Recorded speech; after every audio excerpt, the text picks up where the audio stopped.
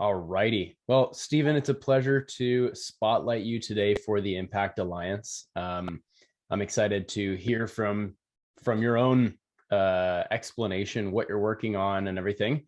I'll lead the conversation, and I like to start by just reading your profile on the Impact Alliance, and then I'll open it up to let you describe what it is. Does that work for you? Yeah, sure. Yeah. Awesome. So on the Impact Alliance profile, you write, "Hey everyone, I'm an impact driven and mission minded founder, ambassador, and facilitator. I love meeting and connecting with new people, love reading, writing, and watching movies. You're based in Painesville City, Liberia, and you are the founder of Wonder Liberia, as well as the Yeah. public relations director at Rehab Africa. So, whichever one you'd like to start with, Wonder Liberia or Rehab Africa, what are you working on, Stephen? So yeah, I would like to start with Rehab Africa before moving forward to Wonder Liberia. Okay. Yeah. So I work and I'm still serving as the public relations officer at Rehab Africa. And then for the time being, I've served at Rehab Africa, wherein we were solving the problem of education inequity and providing resources and opportunities to students across Liberia.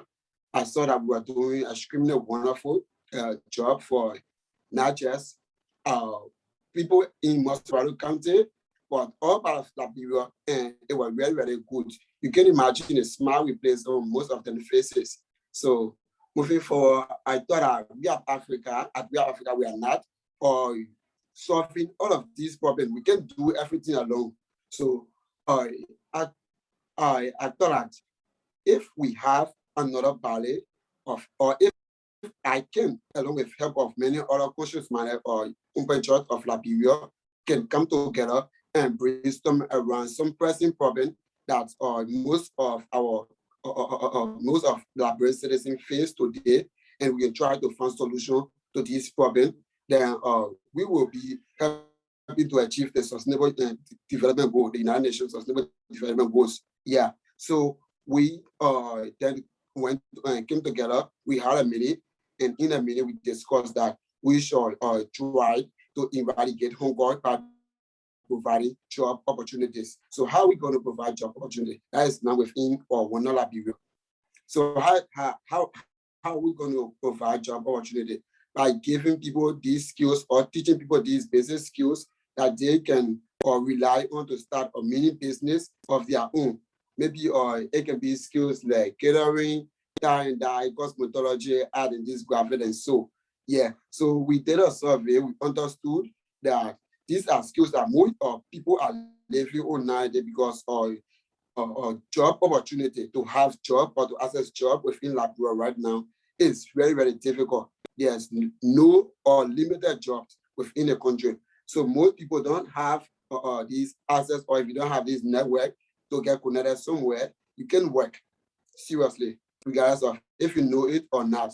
So people that are mentioned like within the low income community across Liberia, we see their need first. We see that there are institutions across the country that teaches people these skills where they are charging a higher fee or very high fee for people to go and acquire or to learn these skills. And more people can afford these fees that the institutions are charging.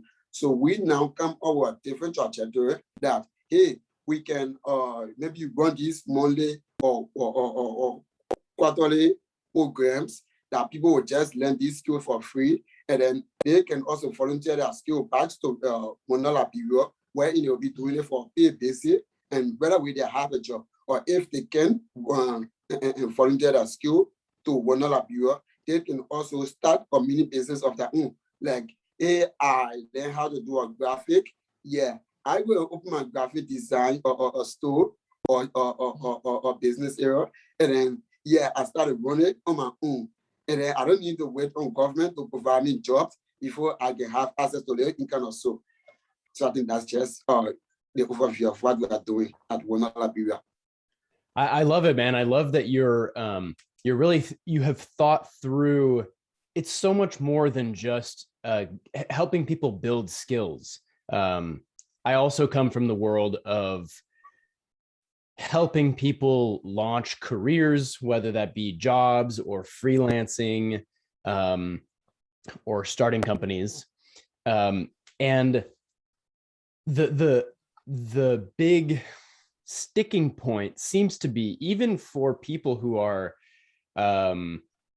skilled in some capacity or who have a lot of potential, they still need to be given an opportunity, or they need to find an opportunity or create an opportunity. And so I'm curious to hear your take on, with Wonder Liberia, the skill is one component. How do you teach people to identify opportunities on their own? And especially in a place where, like you say, there's not a lot of opportunity locally. So how can the people that you're working with, that you're training in Wonder Liberia,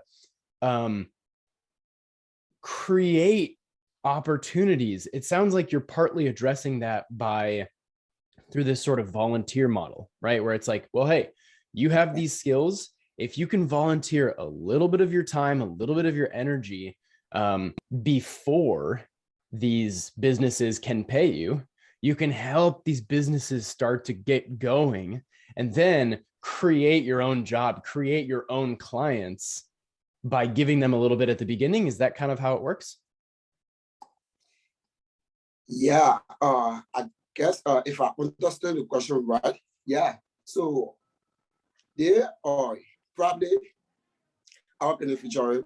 Firstly, I can say there's people that don't have access to these skills, or they need these skills, right? So they will be expressing interest in learning these skills. And then there are a series of steps we have designed before or one can enter this skills training program. Firstly, you have to exercise, or you have to display or prove to all that you are willing to make or to turn your idea into a business. Yeah, right. What I mean when I say turn your idea into a business. So if you learn something out there, you're not just going to sit down with it and then you just start to forget about it as time goes by. But right, if you learn something, and if we are in the capacity to provide some little funding, or like I said, if you can just come back and teach the next batch of people what you have learned previously, then you can start from there. Yeah. So like, all right, I come here, I know nothing about what I do here, but then after I learn something from here, I come back here serving as a teacher now. Right. That is if I'm in the capacity to do that. Yeah. Serving as a teacher now on a pay basis, then definitely I have that first income stream. Right. I don't know if that answers your question or somehow aligned to it. It does in part. And I will say, I know that that's how pilots are trained. So if you want to become if you're going to become a pilot, you go to flight school, you learn to fly with an instructor, and then once you have gone through flight school, the next step in the process of becoming a pilot is to be a flight instructor yourself. And I asked my friend a couple of years ago when I had met a friend who was going through flight school. I said, doesn't it seem like you would want an instructor who's more experienced? And he said, actually, what's really good about the instructors being fresh out of flight school is that the information is so fresh in their mind, and they are relearning the material. They're solidifying their knowledge of the information by teaching it to the next cohort of students, of flight students. So I think that's phenomenal that you're doing that as well. Yeah, sure. So I guess the thing that I'm very curious about is how can systems like Rehab Africa, or I guess more specifically Wonder Liberia, overcome the fact that there's like, it seems like there's a chicken and egg problem where you want to teach people skills. I'm going to pause for a second because your video is frozen. Okay, I got you back. Yeah, sorry. No worries. Yeah. So it seems like there's a chicken and egg problem where people are learning the skills, but then there's not much local opportunity for them to apply the skills. Am I correct in that?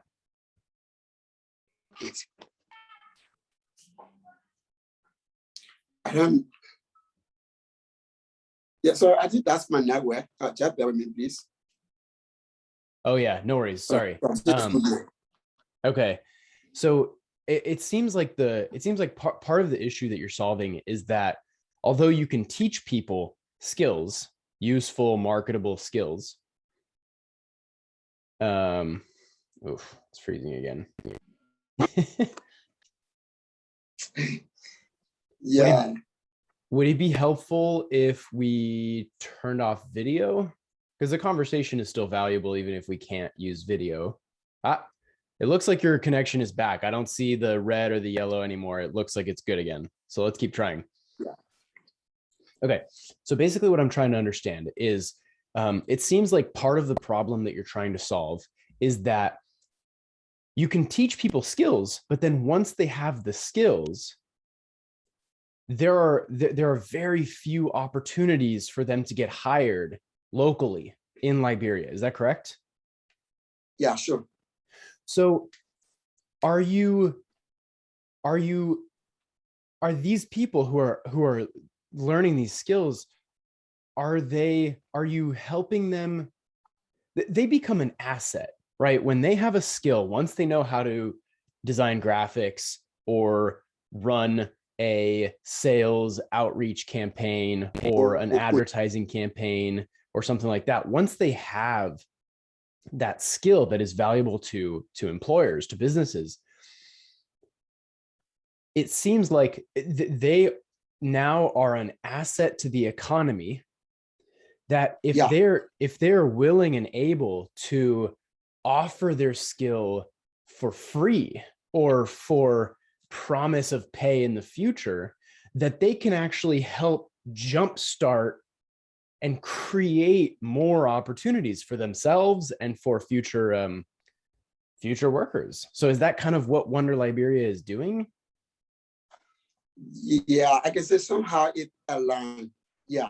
Okay. Because it all depends on the individual. So once they have the skills, if they are financially strong, they can just